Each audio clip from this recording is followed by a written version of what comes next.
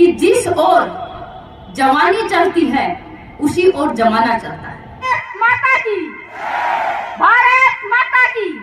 अगर कोई मुझे ये कहे कि आप गेम छोड़ दो और खाना छोड़ दो तो मैं खाना छोड़ना पसंद करूंगी, खेल छोड़ना मैं पसंद नहीं करूंगी। खेल भी अगर गिर जाता तो ओए मेरा बेबी गिर गया, चोट तो नहीं लग गई, ये नहीं कहना है।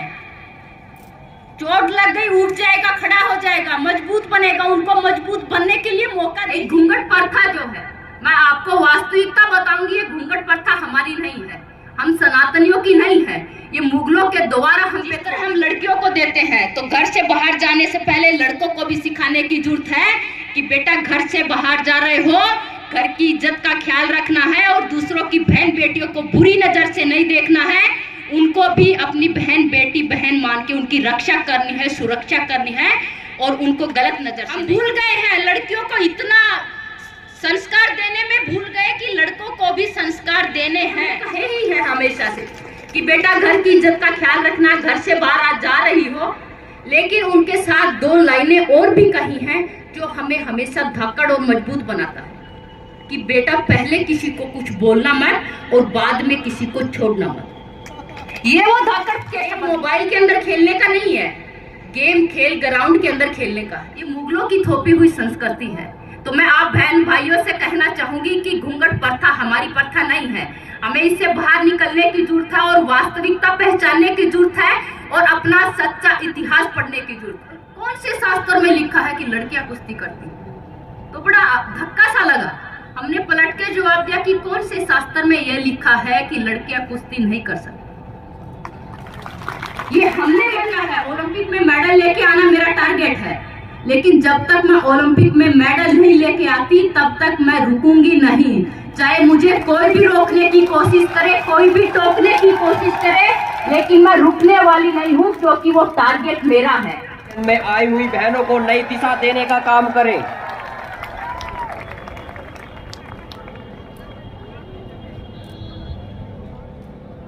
सभी छोटे बड़े बहन भाइयों को सबको मेरी राम राम।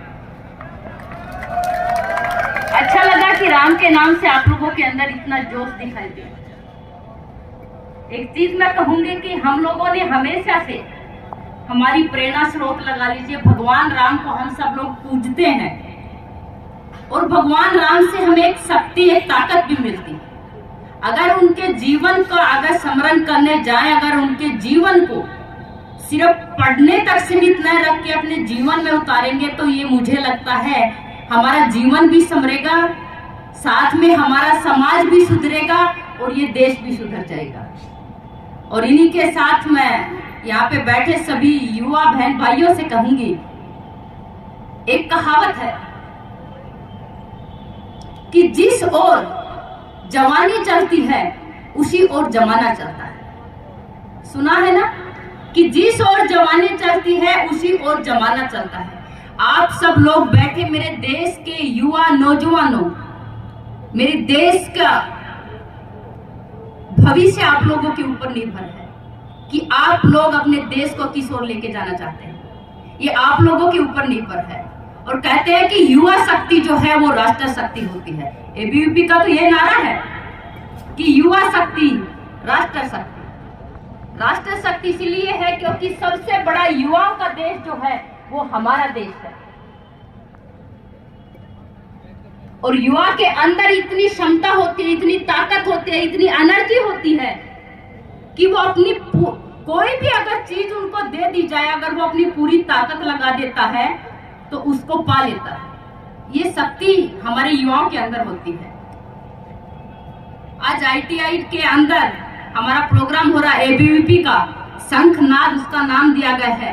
तो सबसे पहले तो मैं बधाई दूंगी एबीवीपी की पूरी टीम को कि इतना अच्छा कार्यक्रम आपने ऑर्गेनाइज किया। और एबीवीपी जो छात्र संगठन है,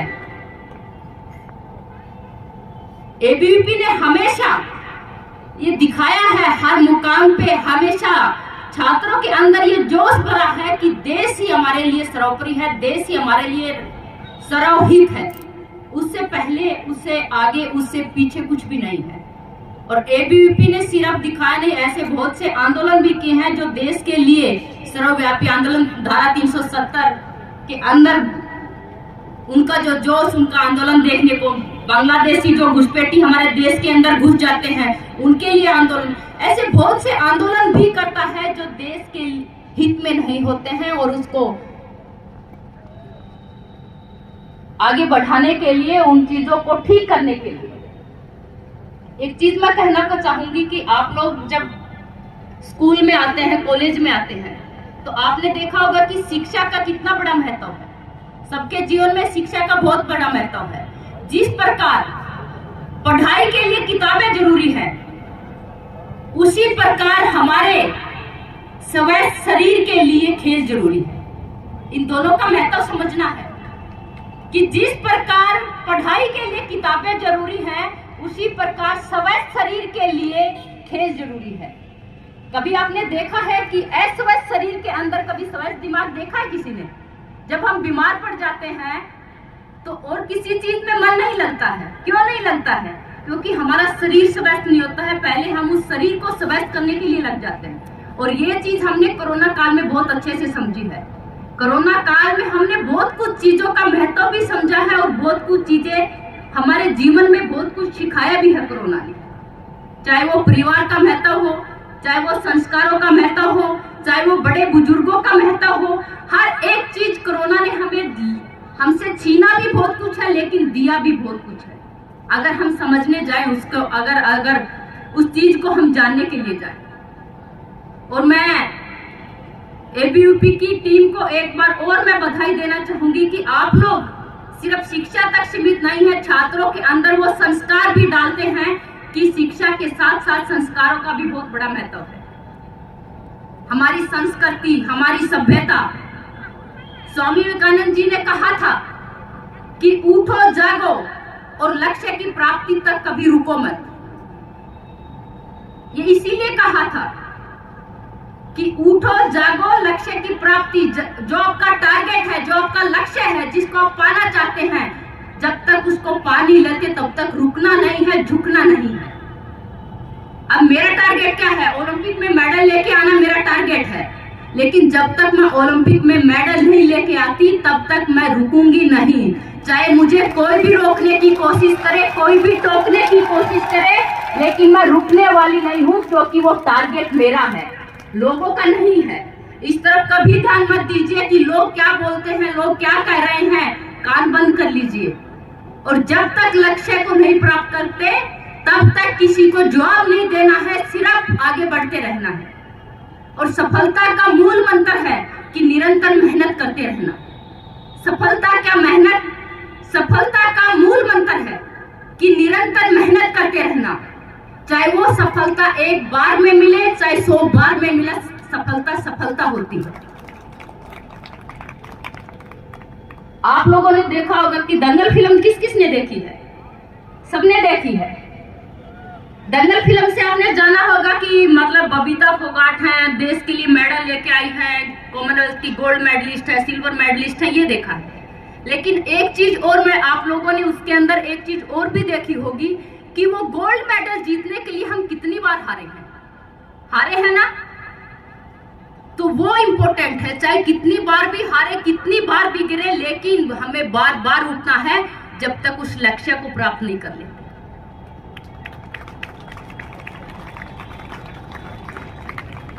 मेरे पिता एक चीज कहते थे, क्योंकि कुश्ती कोई आसान गेम नहीं था हमारे समाज के अंदर। आप सब लोग देखते हैं कि जब हमने कुश्ती स्टार्ट की थी तब कोई भी मतलब लड़कियां तो सोच ही नहीं सकती थी, हमेशा यही कहते थे कि पुरुषों का गेम है।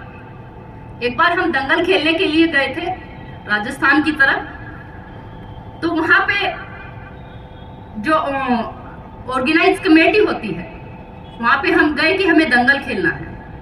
तो उन्होंने कहा कि लड़कियां तो यहाँ पे कुश्ती नहीं करती हैं।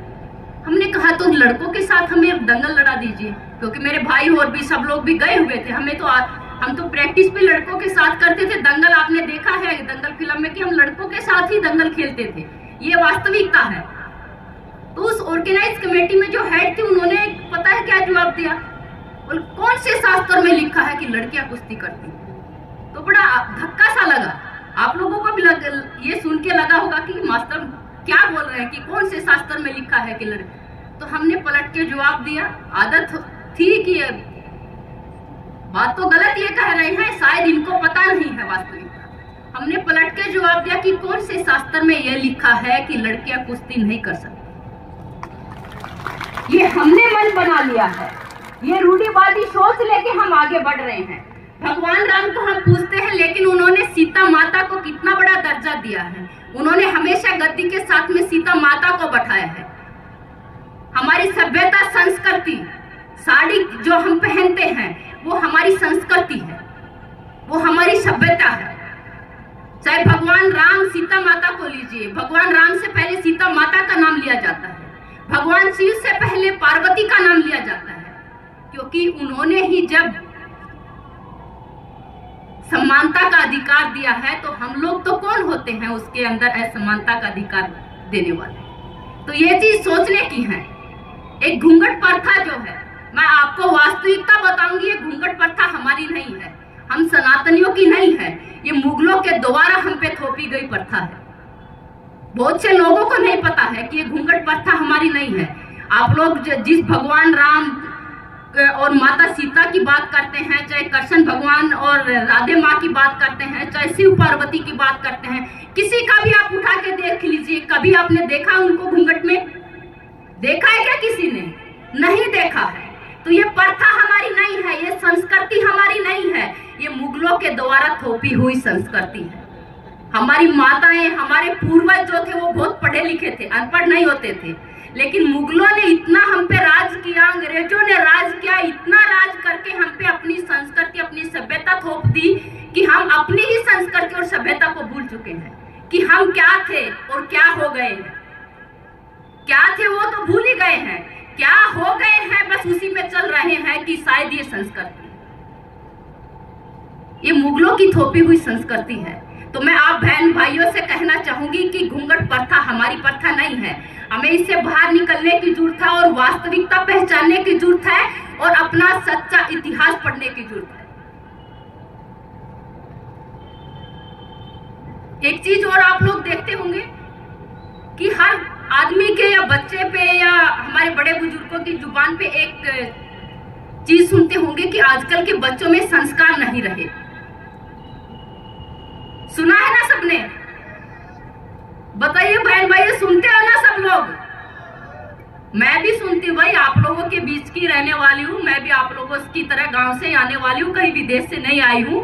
भले ही आज जैसे डॉक्टर जगदीश जी ने जो बताया, मैं उन चीजों से बहुत, मैं कहीं ना कहीं बहुत कनेक्ट करती हूँ, क्योंकि मैं भी जो कुछ भी हूँ, आज भी मैं घर का काम खुद करती हूँ, आज भी। और मैं प्राउड फील करती हूँ कि मुझे हर वो काम आता है जो एक आम लड़की को आना चाहिए। मुझे हर वो काम आता है जो एक आम लड़की अपने घर के अंदर करती है।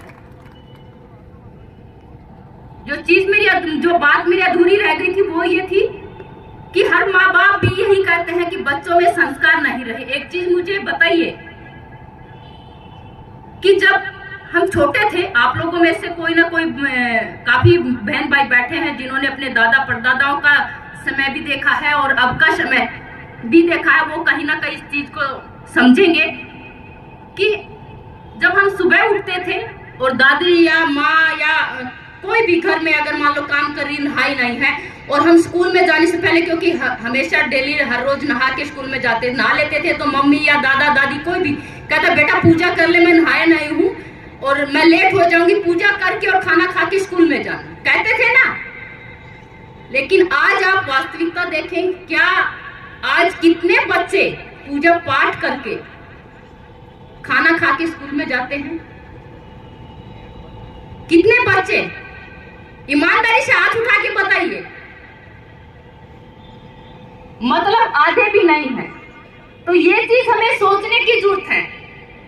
आजकल छोटे छोटे बच्चे मोबाइल गेम भी, मतलब गेम भी अगर खेलते हैं तो मोबाइल के अंदर। हम इतने डिजिटल हो गए हैं कि मोबाइल के अंदर ही गेम खेलते हैं। गेम मोबाइल के अंदर खेलने का नहीं है, गेम खेल ग्राउंड के अंदर खेलने का है। हम भूल गए हैं, बहुत सी चीजें भूल गए हैं। लेकिन एक चीज मैं कहना चाहूंगी कि ये सभ्यता, जो संस्कृति जो संस्कार हमारे हैं वो संस्कार हमें गूगल से नहीं मिलने वाले, वो माँ बाप ही देंगे। मुझे याद है कि जब हम घर से बाहर जाते थे तो मेरी माँ, मेरे पापा, सबके माँ बाप एक चीज कहते हैं कि जब लड़कियां घर से बाहर जाती हैं कि बेटा घर से बाहर जा रही हो, घर की इज्जत का ख्याल रखना, घर समय से घर पे आ जाना। हमेशा लड़कियों को सिखाया बेटा ये नहीं पहनना, वो नहीं पहनना। लेकिन मेरे माँ बाप ने अगर हमें धाकड़ बनाए, धाकड़ शब्द ऐसे नहीं बना है, धाकड़ इसलिए बने हैं कि उन्होंने ये शब्द तो हमें कहे ही है हमेशा से कि बेटा घर की इज्जत का ख्याल रखना, घर से बाहर आज जा रही हो। लेकिन उनके साथ 2 लाइनें और भी कही हैं जो हमें हमेशा धाकड़ और मजबूत बनाता है कि बेटा पहले किसी को कुछ बोलना मत और बाद में किसी को छोड़ना मत। ये वो धाकड़ के शब्द है। अगर हमारे माँ बाप ये कहने लग जाए कि बेटा घर से बाहर जा रहे हो, घर की इज्जत का ख्याल रखना है, लेकिन पहले किसी को बोलना नहीं है, और अगर किसी ने छेड़ा हाथ लगाया तो उसको छोड़ना भी नहीं है, ये मजबूती उन बहनों के अंदर देने की जरूरत है। और एक और बड़ा बदलाव अगर हम चाहते हैं, उसकी ये शुरुआत अगर हम करें तो हमेशा लड़कियों को ही सिखाते हैं, सारे संस्कार लड़कियों को ही दे देते हैं। भूल गए हैं कि लड़के को भी संस्कार देने की जरूरत है, भूल गए हैं कि उनको भी सिखाने की जरूरत है। हम भूल गए हैं लड़कियों को इतना संस्कार देने में, भूल गए कि लड़कों को भी संस्कार देने हैं। जिस तरह हम लड़कियों को देते हैं, तो घर से बाहर जाने से पहले लड़कों को भी सिखाने की जरूरत है कि बेटा घर से बाहर जा रहे हो, घर की इज्जत का ख्याल रखना है और दूसरों की बहन बेटियों को बुरी नजर से नहीं देखना है, उनको भी अपनी बहन बेटी बहन मान के उनकी रक्षा करनी है, सुरक्षा करनी है और उनको गलत नजर से नहीं देखना है। ये अगर हमने शुरुआत कर दी तो मुझे लगता है कि इस समाज में और देश में बहुत बड़ी क्रांति आ जाएगी।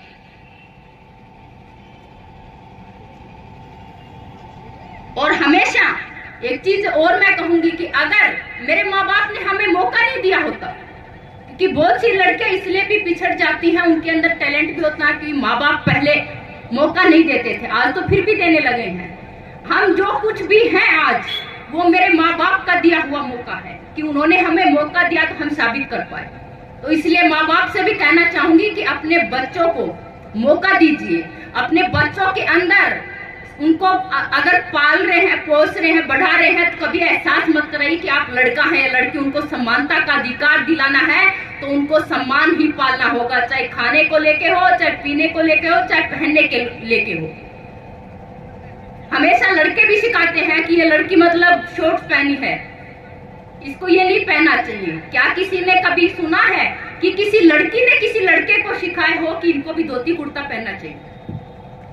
सुना है क्या? संस्कार सबके लिए बराबर हैं। जब हम समानता की बात करते हैं तो हर चीज में समानता आनी चाहिए, चाहे वो खाने को लेके हो, चाहे पहनने को लेके हो, चाहे आजादी को लेके हो, चाहे आत्मनिर्भरता की बात हो। मैं प्राउड फील करती हूँ कि मेरे माँ बाप ने हमें हर वो चीज सिखाई है जो हमें आत्मनिर्भर बनाती है, चाहे वो हमारे कपड़े धोने तक लेके, चाहे वो प्रेस करने तक लेके, चाहे वो खाना बनाने तक। सिर्फ ये नहीं कि हमारी लड़कियां जो है लड़कों से कम है, ये सिर्फ एक डायलॉग नहीं कि हमारी छोरियां छोरों से कम है।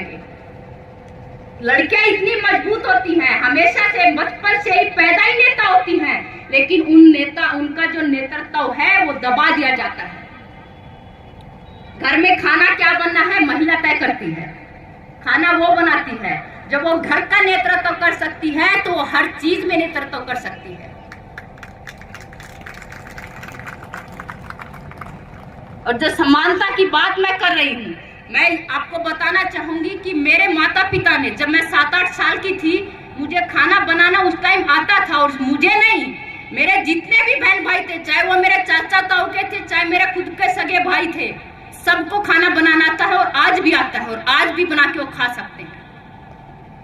ये समानता की बात सिर्फ लड़कियों तक नहीं, लड़कों तक भी मैं ये इसीलिए कर रही हूँ कि हर माँ बाप जो आजकल छोटे छोटे बच्चों को उंगली पकड़ के लेके चलना सिखाते हैं, अगर गिर जाता तो ओए मेरा बेबी गिर गया, चोट तो नहीं लग गई, ये नहीं कहना है।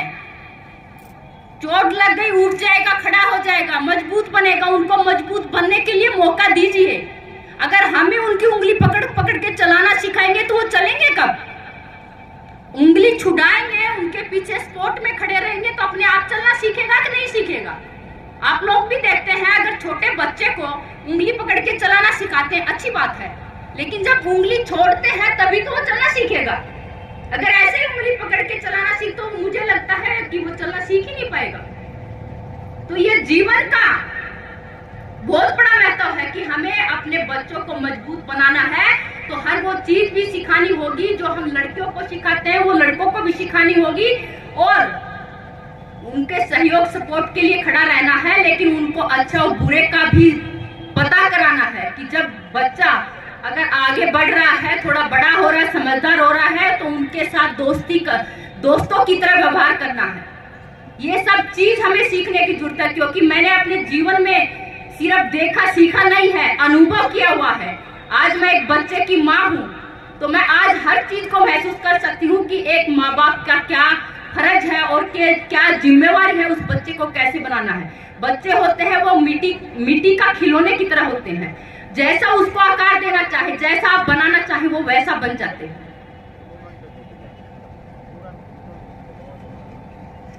समय बहुत कम है, लेकिन एक दो चीज और बस आप लोगों के साथ शेयर करके मैं अपनी बात को खत्म करूंगी कि हम सब लोग, आप लोग भी देख रहे होंगे कि आजकल छोटा छोटा बच्चा भी है वो नशे की गिरफ्त में आ रहा है ना। सच्चाई है ना, ये एक्सेप्ट करेंगे ना हम सब लोग। एक भाई एक्सेप्ट कर रहा है, हाथ भी एक का उठा है, लेकिन वास्तविकता आपको और हमें भी पता है कि हर छोटा छोटा बच्चा नशे की तरफ बढ़ रहा है।